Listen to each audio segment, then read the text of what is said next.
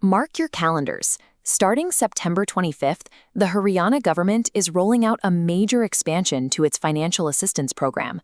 The core benefit is straightforward. Eligible women will receive a direct payout of 2,100 rupees every single month. The reason this is making headlines right now is the newly expanded eligibility. Previously, the household income cap was locked at 1 lakh rupees a year. Now, the state has widened that net, pushing the limit up to 1.80 lakh. This policy is clearly targeted to put cash directly into the hands of women working hard in the unorganized sector, those managing households on tight informal incomes. But here is the reality of modern welfare. While the financial net is now 80% larger, meeting the income criteria on paper does not guarantee you will see a single rupee. The state has built in a series of rigid bureaucratic filters you have to pass first. Applying for government schemes usually costs you something up front: your time. Spending hours standing in line and gathering paperwork just to prove you need help is an immense administrative effort, and that effort is entirely wasted if you hit a data mismatch. That is the frustrating scenario where your actual, lived reality of financial struggle contradicts what the government's digital records say about you. The government manages this 2,100 rupee payout as a highly targeted relief effort, and the system evaluating your application has zero tolerance for clerical errors. So before you take a single step to apply, you need to conduct a strict audit of your own digital footprint to make sure your application isn't dead on arrival. Let's look at exactly what the state is checking. Let's map this out.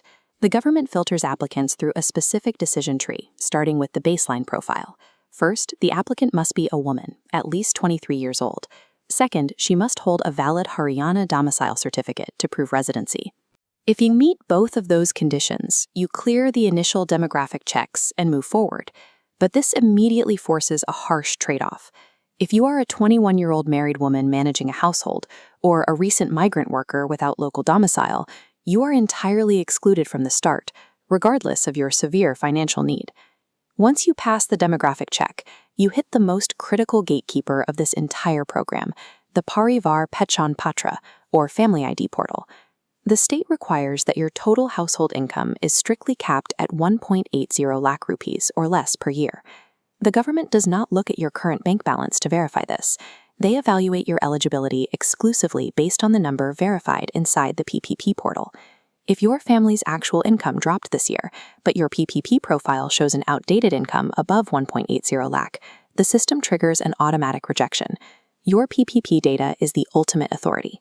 If that digital number is wrong, the 2,100 rupees is totally inaccessible until you go through the arduous process of correcting the portal yourself.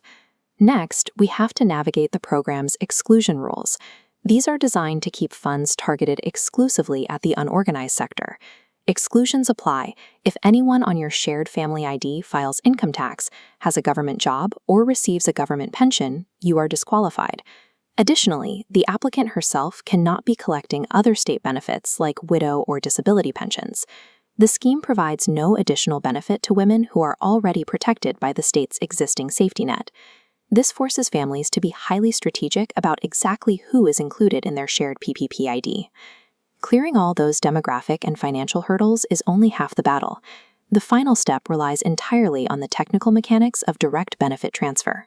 To actually receive the funds, the applicant must have an active bank account that is explicitly linked to their Aadhaar card and DBT enabled. Applying with older, dormant accounts or those missing updated KYC details leads to immediate payment failures, even if the government fully approves the application.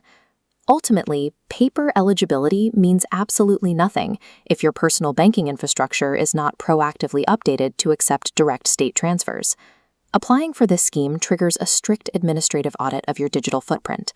The perfect candidate is a woman 23 or older, with PPP income under 1.80 lakh and an active Aadhaar-linked bank account. If your family ID includes a taxpayer, government employee, or state pension, do not apply. My recommendation is to hold off on submitting an application until you are absolutely certain your Parivar Pehchan Patra and your bank KYC are in perfect alignment. In modern government relief, having a real-world need is only the beginning. The money only flows when that need flawlessly matches your digital documentation.